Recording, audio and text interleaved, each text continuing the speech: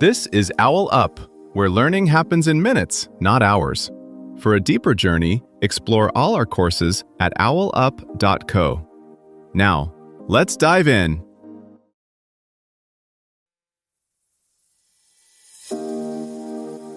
Welcome back to Chapter 2 of How to Build Muscle After 40, where we're diving into why those cookie-cutter workout programs you see everywhere just don't cut it once you hit your 40s.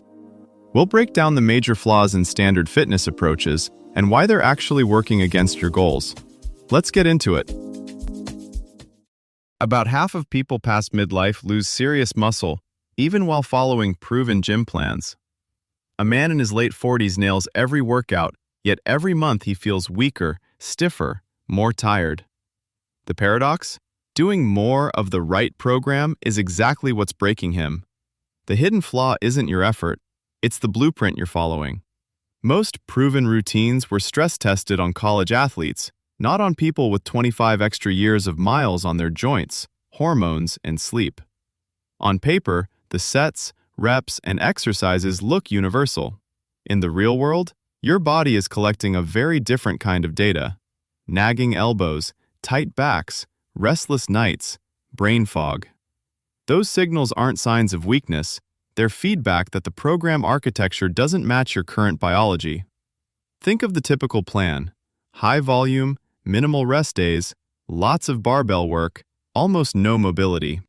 It's like trying to run modern software on an operating system that hasn't been updated in a decade. Crashes, freezes, and random glitches are guaranteed, no matter how optimized the app claims to be. Over 40, the inputs your body needs to adapt shift in ways most templates never account for. Hormones that once quietly supported growth start acting like a tight budget committee, scrutinizing every training stress before approving repairs. Collagen turns over more slowly, joints behave less like springy rubber and more like firm leather that needs regular conditioning. Sleep debt costs you more too. One late night can blunt the benefit of a hard session.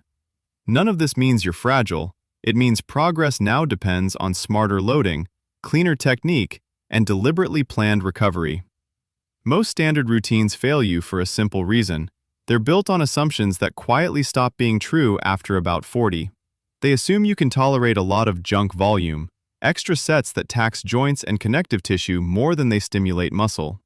They assume you bounce back from 4 heavy barbell days per week without sleep disruption or background fatigue. They assume your shoulders, hips, and spine move well enough that copying a 25-year-old's exercise menu won't load your weakest links. Once those assumptions break, the outcomes flip. The same plan that drives progress in your 20s starts to accumulate micro-inflammation in joints faster than your tissues can remodel.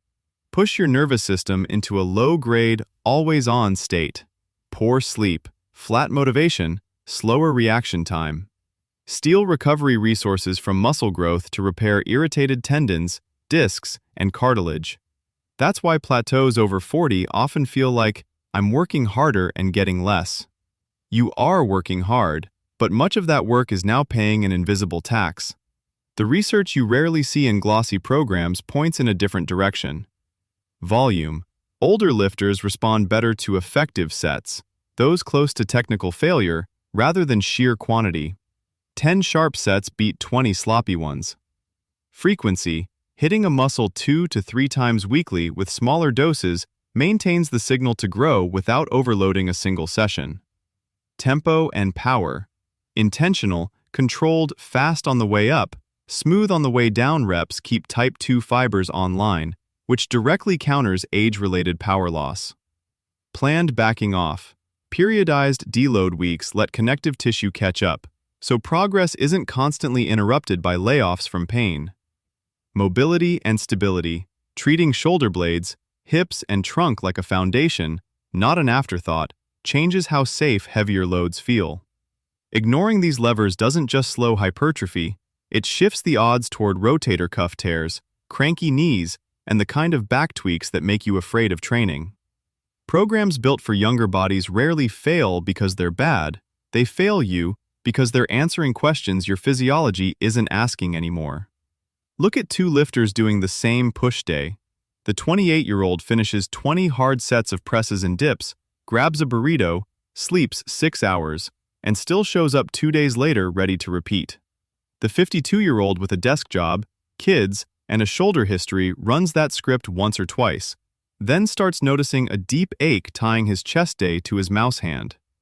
On paper, it's identical volume. In practice, the cost per set is completely different.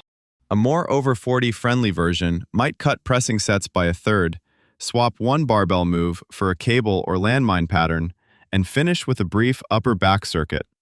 Strength still climbs, but the next morning he can reach overhead without flinching. Your challenge this week: audit one of your current workouts.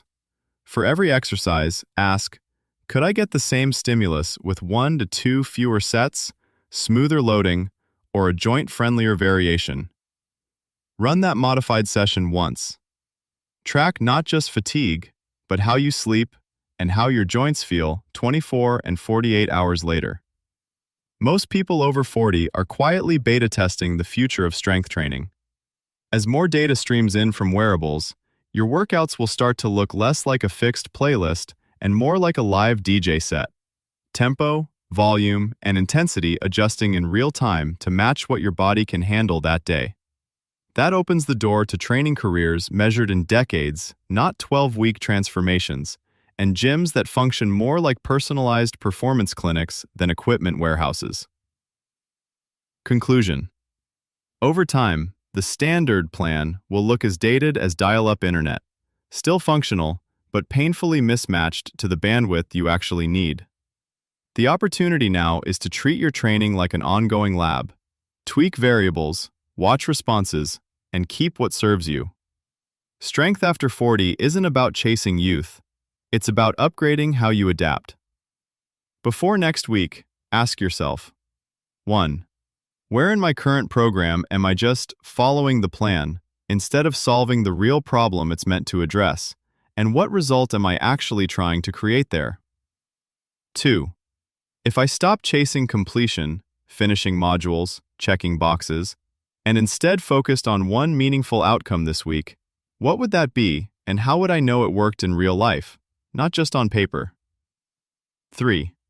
Looking at where I've dropped or ignored standard programs in the past, what specific friction points, confusing steps, no feedback, misaligned goals, kept me from continuing, and how can I redesign this week's plan so those same points don't show up again?